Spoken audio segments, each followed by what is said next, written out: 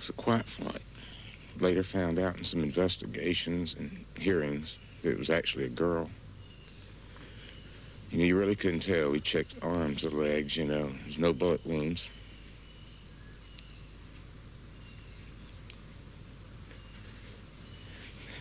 It still hurts to think about us doing things like that.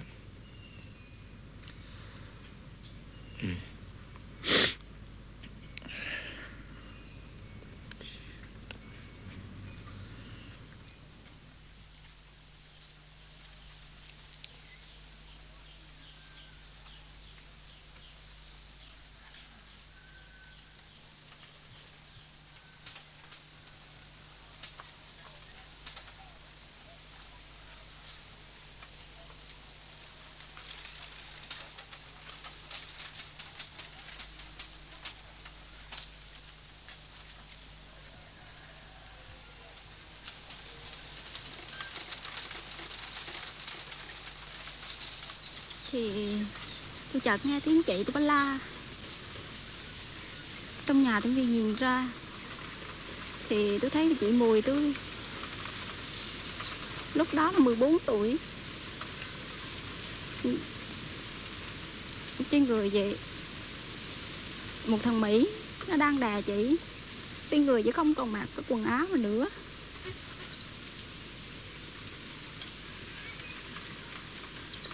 Nhưng lúc đó tôi không hiểu đó là gì. Và sau này chị tôi đang ra sức chống cự lại nó.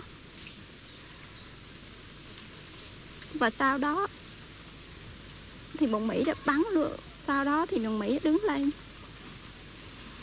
nó mặc quần áo vào và nó bắn luôn chị.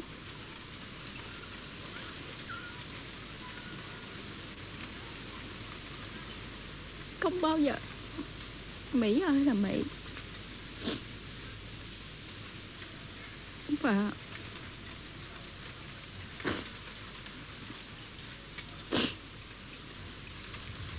Và là sao không còn biết thời gian là bao lâu. Không còn nghe một tiếng động nào nữa. Đi từ dưới hầm nhà tôi mới chui lên thì nhà đã cháy rụi. Và ngay trên hè nhà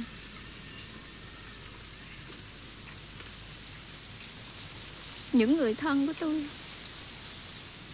bị chúng chết cháy cong queo. Và tại giữa sân nhà này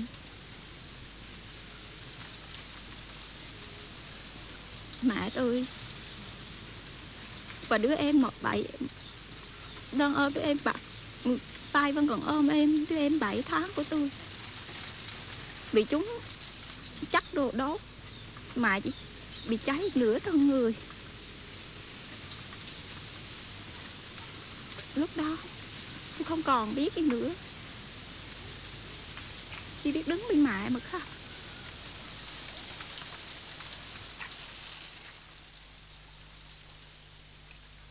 As a professional soldier, had been taught to carry out the orders, and in no time it ever crossed my mind to disobey or to refuse to carry out an order that was issued by my superiors.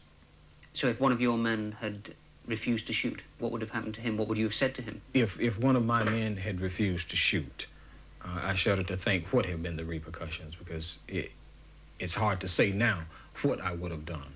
Looking back, at the time that it actually, when it happened, he would have been in serious trouble.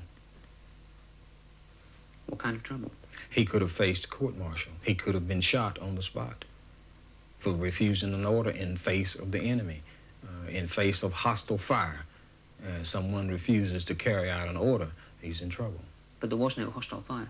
At the time, we didn't realize that there was no hostile fire at the time. So are you suggesting that if one of your troops had refused to shoot, shall we say, an old woman or a young child at My Lai on that day, that they would have faced disciplinary action? They most definitely would have faced disciplinary action had they refused to fire or kill or carry out the orders, yes. But these were young kids. Most of them had never killed anybody before. I mean, to kill a child seems a monstrous thing. Why were these people able to do this without questioning it? I feel that they were able to carry out the assigned task, the orders. That meant killing small kids, killing women, because they were soldiers. They were trained that way. They was trained that when you get into combat, it's either you or the enemy. And they were the people that were in that village, the women, the little kids, the old men, were all considered the enemy. So, leaving aside the question of following orders, do you think that that order was morally right and that the actions of the troops that followed that order, yourself included, were behaving in a moral fashion? I feel that we carried out the orders in a moral fashion, and the orders of destroying the village, of killing the people in the village. I feel that we carried out our orders, and I feel that we did not violate any moral standards. This GI was the only American casualty at My Lai. He'd accidentally shot himself. Despite the total absence of hostile fire, Calley continued to order his men to shoot. Most obeyed. A few refused. Lieutenant Calley ordered certain people to shoot these people, and I was one of them, and I refused. And he told me that he was going to have me a court-martial when we got back to base camp. And I told him what was on my mind at the time. Ordered me to shoot down innocent people. That's not an order. That's craziness to me, you know? And so I don't feel like I have to obey that.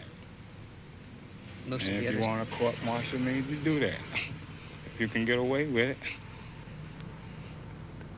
I feel like it was horrible, you know, just a terrible thing to be going on, and American boys doing this, you know? And I feel like I'm a red-blood American boy, just like any of the rest of the guys that was there, you know? And to see that, I'm talking about black or white, you know, black and white guys doing this, you know? It didn't make any difference. I'm saying it just seemed like a horrible thing. I'm talking, we all came from the same place. To me, you know, we all came from the same place, and I know they all had to have the same values that I had somewhere along the line. If they didn't get it in school, they had to get it in religion, church, or someplace, you know. If you didn't go to school, you know, you could pick it up from a stranger, you know. It's just simple, you know. But then to go and do something like this, it's immoral to me, you know. That's just the way I feel about it. Private Michael Berhart was another of the GIs who refused to shoot civilians. I thought that most of the values that people held were pretty solid, that when we defined things as being good and bad, that they were good or bad. Killing a bunch of civilians in this way, babies, women, old men, people who were unarmed, helpless, was wrong. Every American would know that. And yet, this company, sitting out here, isolated in this one place, didn't see it that way. I'm sure they didn't. What people think of you back home don't matter. This group of people that they were with was all that matters. It was the whole world. What they thought was right, and what they thought was wrong. Courage was seen as stupidity. Cowardice was cunning and wariness, and cruelty and brutality was sometimes seen as heroic. That's the way things began and started to change, and that's what it eventually turned into.